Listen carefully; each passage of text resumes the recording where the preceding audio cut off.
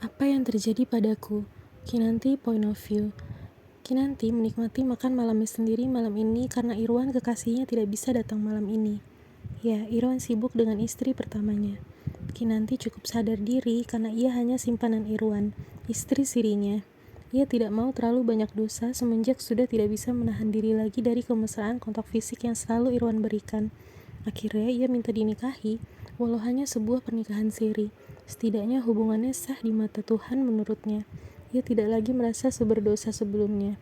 Cinta memang mudah membutakan mata hingga tidak lagi bisa melihat mana yang benar dan mana yang salah. Dan seringkali membesarkan rasa cinta yang salah juga membenarkan apa yang sebenarnya jelas-jelas merupakan kesalahan. Bagaimana ia bisa terlibat hubungan terlarang ini dengan Irwan? Awalnya ia bekerja sebagai pelayan restoran dan Irwan adalah manajernya. Irwan dikenal cukup galak, namun dengan Kinanti ia sangat lembut dan baik.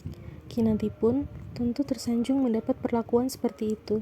Ia merasa serba dimudahkan dalam pekerjaannya. Bahkan jika restoran itu disewa untuk sebuah acara seperti ulang tahun, reuni, gathering, bahkan pernikahan, dan si penyewa biasanya memberi tip untuk para pelayan resto itu. Tip itu biasanya diserahkan ke manajer resto agar dibagi rata. Namun biasanya Irwan memberi Kinanti bagian yang jauh lebih besar dari lainnya. Keuntungan-keuntungan seperti itu yang dinikmati Kinanti. Irwan cukup royal padanya. Kinanti sering diajak ke mall, sekedar jalan-jalan sampai membelanjakan kebutuhan Kinanti, di luar uang yang selalu rutin ia berikan pada Kinanti. Dari sinilah Kinanti betah didekati atasannya ini. Hingga akhirnya dari sekedar niat memanfaatkan, jadi malah ia yang dimanfaatkan. Sungguh Kinanti tidak menaruh curiga sedikit pun karena Irwan senantiasa seperti menyembunyikan hubungan mereka dari siapapun. Kinanti pikir wajar jika ia tidak mau hubungan mereka mengganggu jabatannya bila diketahui teman-temannya. Namun Irwan juga tidak pernah mengenalkan Kinanti pada teman-temannya. Waktu suatu hari mereka pernah bertemu dengan teman-teman Irwan saat hendak pergi menonton di sebuah bioskop. Saat hubungan mereka sudah berjalan 2 tahun lebih pun, Irwan tidak pernah membawa Kinanti mampir ke rumahnya sekedar untuk mengenalkan gadis itu pada orang tuanya. Kinanti tidak pernah menuntut lebih karena ia sadar mungkin Irwan malu atas dirinya yang hanya pelayan restoran, sedangkan Irwan seorang manajer yang juga pasti berasal dari keluarga kaya dilihat dari penampilan dan juga mobil yang dibawanya, serta barang-barang pribadinya. Kinanti tetap diam hingga suatu hari ia kedatangan tamu di rusun tempat ia tinggal. Tamu itu mengaku istri dari Irwan. Awalnya Kinanti tidak percaya begitu saja. Ia yakin Irwan adalah laki-laki single. Ya, Irwan mengaku duda. Namun wanita itu bersikeras bahkan menunjukkan buku nikahnya dan Irwan juga foto-foto pernikahan mereka di ponselnya. Dan di sana terlampir tanggal diambilnya foto itu, yaitu 5 tahun yang lalu. Sepertinya istri Irwan itu setelah puas melabrak Kinanti, Kinanti merenungkan hubungannya. Jika mereka sudah menikah sejak 5 tahun yang lalu, dan ia baru memulai hubungannya dengan Irwan 2 tahun yang lalu, maka ia bisa disebut pelakor. Istrinya pantas untuk marah. Namun ia tidak pernah bermaksud merebut Irwan dari siapapun. Irwan tidak mengatakan jika ia sudah menikah.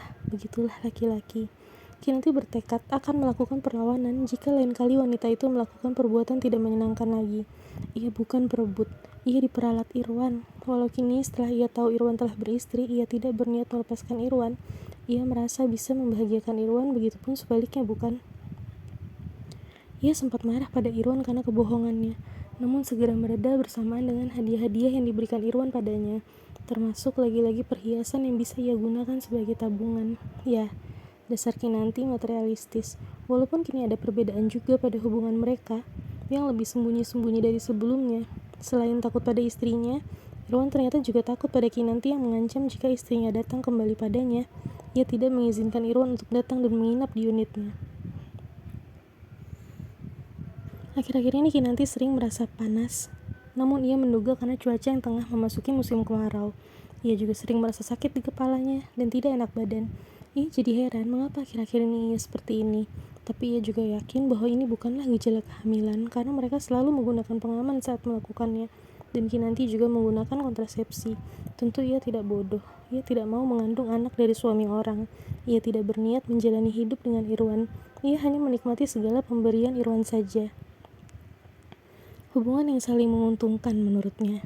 Hari ini seluruh badannya terasa linu sekaligus pegal-pegal, seperti gejala menstruasi, jadi ia tidak khawatir.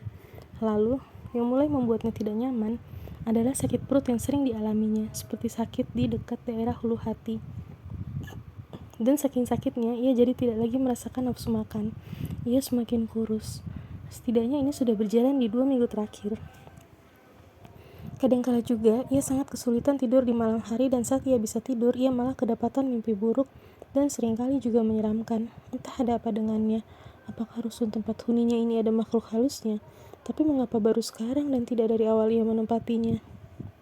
Dan yang terakhir ini, ia merasa semakin lemah. Ia berusaha memeriksakan diri ke dokter, namun hasil pemeriksaannya hanya mengatakan jika staminanya menurun akibat imun tubuhnya juga yang sedang menurun dikarenakan perubahan cuaca. Jadi dokter hanya memberikannya sejumlah vitamin. Dan anehnya, sepulang dari dokter ia malah seperti alergi, sekujur tubuhnya gatal-gatal dan kemerahan. Dan saat ia berkaca, betapa terkejutnya ia karena mendapati perutnya membuncit.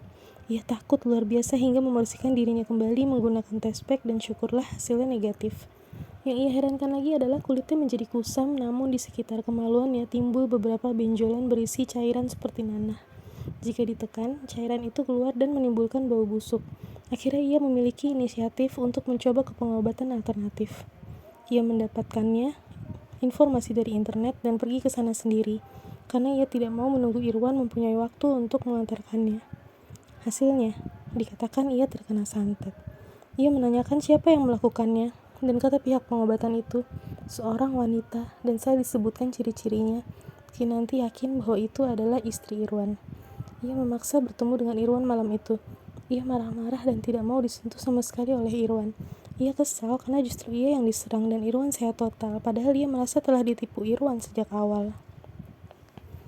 Irwan sedikit merasa bersalah. Ia pun mengkonfirmasi kebenaran dugaan Kinanti itu pada istrinya.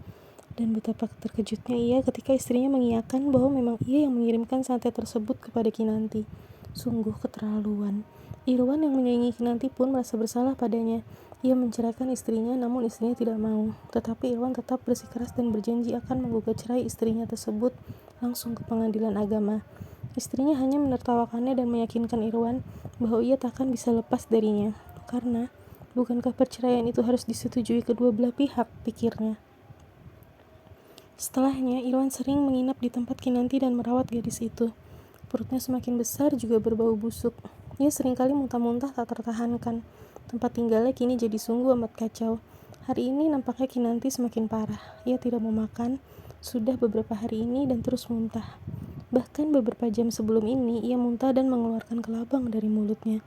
Irwan sangat terkejut dibuatnya.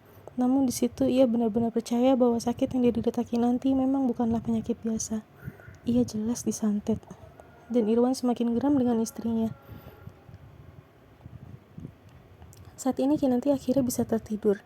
Ia tidak secantik dulu. Ia terlihat kusam, sangat kurus, dan begitu lemah. Irwan membelai rambut panjang Kinanti berharap agar gadis itu tidak mendapatkan mimpi buruk dalam tidurnya. Kinanti, aku sudah mengurus ceraiku di pengadilan. Semoga sebentar lagi aku sudah bukan lagi suaminya dan aku berjanji akan segera menikahi kamu secara sah. Aku janji Kinanti, sebentar lagi aku hanya milikmu seutuhnya. Kinanti nampak membuka matanya sedikit dan tersenyum. Aku mencintaimu Kinanti. Maafkan aku karena aku hadir di saat yang tidak tepat dan jadi menyusahkanmu seperti ini. Irwan meneteskan air mata.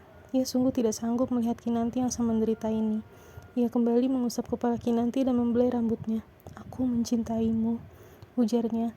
Setelah itu Kinanti tidak pernah terbangun lagi. Ia meninggal dalam pelukan Irwan.